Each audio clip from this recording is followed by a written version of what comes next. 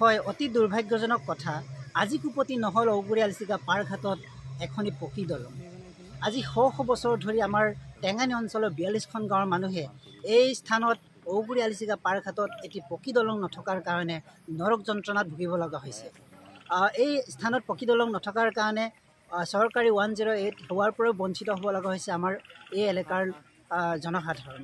বিশেষকৈ তাতকৈ আৰু দুৰ্ভাগ্যজনক কথা, এই অঞ্চলৰ বহু কণ কণ ছাত্ৰ ছাত্ৰী বিভিন্ন বিশেষকৈ ৰঙাজান, থোৰামুখ, মইনাপাৰা, গোলাঘাট বিভিন্ন স্কুল কলেজত আচলতে শিক্ষাদান গ্ৰহণ কৰিবলৈ যায় এখনি টুলুঙা নদ বিপদসংকুলভাৱে এই ধাৰাসাৰ বৰষুণত তিতি আৰু এখন বাঢ়নি পানীত নদীত পাৰ হ'ব লগা হয়।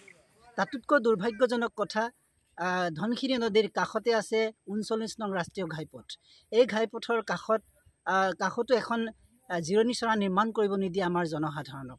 ধাৰাসাৰ বৰষুণত গাড়ীৰ পৰা নামি আহি আমাৰ স্কুলীয়া কণ কণ ছাত্ৰ ছাত্ৰীসকলে ধাৰাসাৰ বৰষুণত তিতি বুৰি তেওঁলোকৰ বেগ, স্কুল বহীবোৰ সকলো তিতি বুৰি কেতিয়াবাই জুৰুলি জুপুৰি হয়।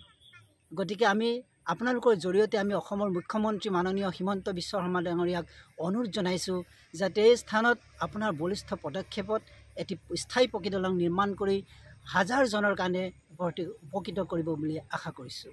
ধন্যবাদ। হয়, মোৰ এই ঔগুৰি আলিচিগা পাৰঘাটত আজি মই বহুদিন ধৰি বহু বছৰ ধৰি মই আলিচিগা পাৰঘাট ষ্টুডেণ্টৰ পৰা ধৰি মই গাঁৱৰ ইয়াত ৪২খন গাঁৱৰ মানুহ অনা নিয়া পাৰ কৰি আছোঁ। তাৰ মাজতে আমাৰ কিছুমান এনেকুৱা বেমাৰী মানুহ আহে। আমাৰ ৰাতি ১২টা ১টা বজালৈকেও কিছুমান ফোন কৰি মাতি দিয়া হয়, তেতিয়া আমি যাবলগীয়া হয়। কিছুমান হয়তো ইপাৰ নোপোৱাৰ আগতে হয়তো নাৱৰ ওপৰতে সিহঁতৰ মৃত্যু আঁকোৱালি লোৱা হয়। গতিকে আমি বহুত অসুবিধাত পৰি আছোঁ। যদি আমাৰ এই ঔগুৰি আলিচিগা যদি পাৰঘাটখন যদি পকী দলং যদি হোৱা হ'লে আমাৰ এই যোনকেইজন যে আমাৰ ঔগুৰি আলিচিগা পাৰঘাটত আজি মৃত্যুৰ আৱতি লৈছে, এইকেইটা যদি এনেকুৱা হ'বলৈ নেপালে হয়।